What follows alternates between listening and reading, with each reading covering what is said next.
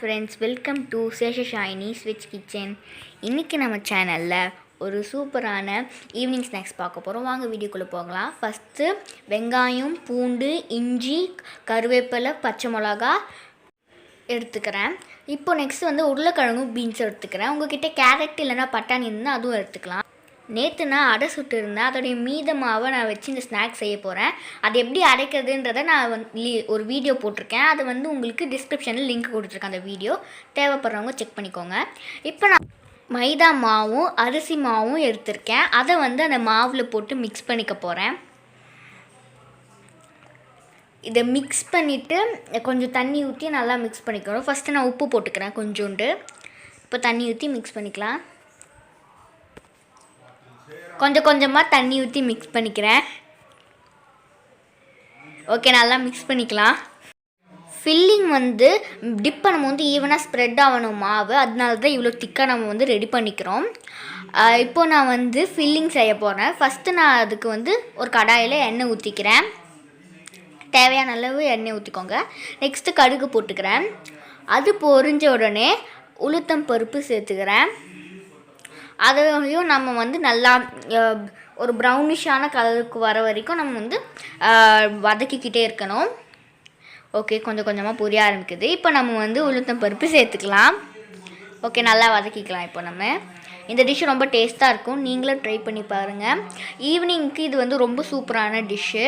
நம்ம வந்து இந்த மாதிரி அடை சுட்டுட்டு என்ன பண்ணுறதுன்னு யோசிச்சுட்ருப்போம். ஸோ அந்த டைமில் வந்து நீங்கள் இந்த மாதிரி செஞ்சு பாருங்கள். இது வந்து ரொம்ப சூப்பராகவும் டேஸ்ட்டாகவும் இருக்கும்.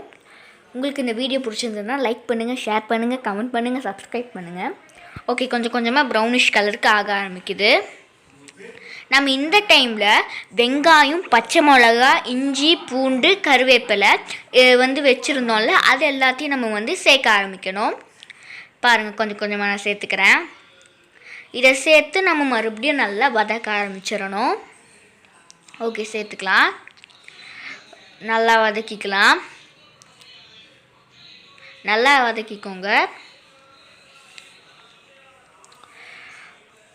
இது ரொம்ப சிம்பிளான டிஷ். நம்ம வந்து ஒரு கொஞ்ச நேரத்துலேயே செஞ்சிடலாம். ஸோ ஈவினிங் ஸ்நாக்ஸ்க்கு வந்து இது ரொம்பவே வந்து சூப்பராக இருக்கும். நல்லா வதக்கிக்கலாம். இது நல்லா செவந்ததுக்கப்புறம் நம்ம உருளைக்கிழங்கும் பீன்ஸும் சேர்க்க போகிறோம்.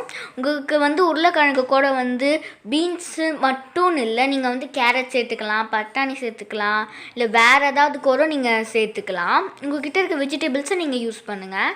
ஸோ இப்போ வந்து நான் இதை சேர்த்துக்கிறேன். இதில் கொஞ்சம் கொஞ்சமாக சேர்த்துக்கலாம். இப்போ சேர்த்துட்டு இதை நான் நல்லா வந்து கொஞ்சம் கொஞ்சமாக தழவ ஆரம்பிக்கிறேன். இப்போ நான் இதில் மிளகாத்தூள் சேர்த்துக்கிறேன். நான் வந்து 1.5 ஸ்பூன் மிளகாத்தூள் சேர்த்துக்கிறேன். இதை வந்து நம்ம நல்லா தொழாவும் வந்து கொஞ்சம் கொஞ்சம் சின்ன சின்ன பீசஸாக வந்து கட் பண்ணி விட்டுக்கோங்க. அப்போ தான் அந்த டெக்ஸ்சர் சூப்பராக இருக்கும். நெக்ஸ்ட்டு கரம் மசாலா சேர்த்துக்கிறேன். 1 ஸ்பூன் கரம் மசாலா.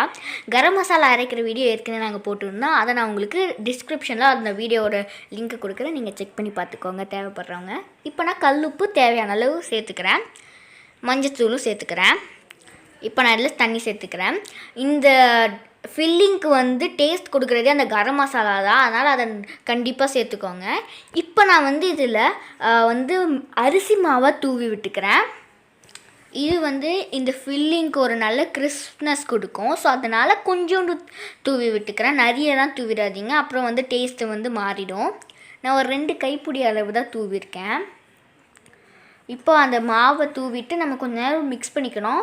அப்போ தான் அந்த மாவு வந்து அந்த பச்சை வாசனை வந்து இல்லாமல் இருக்கும். ஸோ அதனால் கொஞ்சம் நல்லா மிக்ஸ் பண்ணிக்கோங்க. இப்போ நான் வந்து கேஸ் ஆஃப் பண்ணிக்கிறேன். இப்போ நான் இதை ரெடி பண்ண ஃபில்லிங்கை ஒரு தட்டில் போட்டு ஆற விட்டுட்டு குட்டி குட்டி பால்ஸாக நான் வந்து உருட்டி விட்டுக்கிறேன். சரி, சின்ன சின்ன பால்ஸாக நம்ம வந்து உருட்டி விட்டுக்கலாம். இது வந்து நார்மலாக நம்ம வந்து தாளிப்போம்ல, அந்த மெத்தடில் தான் நான் தாளிச்சிருக்கேன். ரொம்ப சிம்பிளான டிஷ் தான். நெக்ஸ்ட் இப்போ நம்ம வந்து இதை மாவில் நல்லா டிப் பண்ணி எடுத்துக்கலாம். டிப் பண்ணி ஃப்ரை பண்ண ஆரம்பிச்சிடலாம். ஓகே, ஃப்ரை பண்ணலாம். இது வந்து நல்லா கோல்டன் ப்ரௌன் கலர் வர வரைக்கும் நீங்கள் வந்து ஃப்ரை பண்ணிக்கோங்க. பாருங்கள், கொஞ்சம் கொஞ்சமாக வந்து கலர் சேஞ்ச் ஆக ஆரம்பிக்குது. இதை நம்ம வந்து நல்லா ஈவனாக வந்து பெரட்டி விட்டுக்கணும். அப்போ தான் ஈவனாக வந்து அது கலர் மாறும், நல்லா வேகும். ஸோ அதனால் அழகாக வந்து திருப்பி விட்டுக்கிட்டே இருங்க. பாருங்கள், கொஞ்சம் கொஞ்சமாக வந்து கலர் மாற ஆரம்பிக்குது. ஓகே, இப்போ நம்ம இதை எடுத்துடலாம். இந்த கலர் டெக்ஸ்சர் வந்து நீங்கள் வந்து எடுத்துருங்க, அது கரெக்டாக இருக்கும். இது ரொம்ப டேஸ்ட்டாக இருக்கும். ட்ரை பண்ணி பார்த்துட்டு கமெண்ட்டில் சொல்லுங்கள். நம்ம ஹோட்டலில் வாங்குகிற போண்டா கலருக்கு வந்திருக்கு. அது மட்டும் இல்லாமல் டேஸ்ட்டும் அதே மாதிரி தான் இருக்கும். பாருங்கள், இந்த கலரே வந்து ரொம்ப சூப்பராக இருக்குது. இது வந்து வெளியில் கிறிஸ்பாகவும் உள்ள சாஃப்டாகவும் இருக்கும். இப்போ நான் உங்களுக்கு பிரித்து காமிக்கிறேன் பாருங்கள், உங்களுக்கே தெரியும். வெளில நல்லா கிறிஸ்பாக இருக்குது, உள்ள சாஃப்டாக இருக்குது. உங்களுக்கு இந்த வீடியோ பிடிச்சிருந்ததுன்னா லைக் பண்ணுங்கள், ஷேர் பண்ணுங்கள், கமெண்ட் பண்ணுங்கள், சப்ஸ்கிரைப் பண்ணுங்கள். தேங்க்ஸ் ஃபார் வாட்சிங்.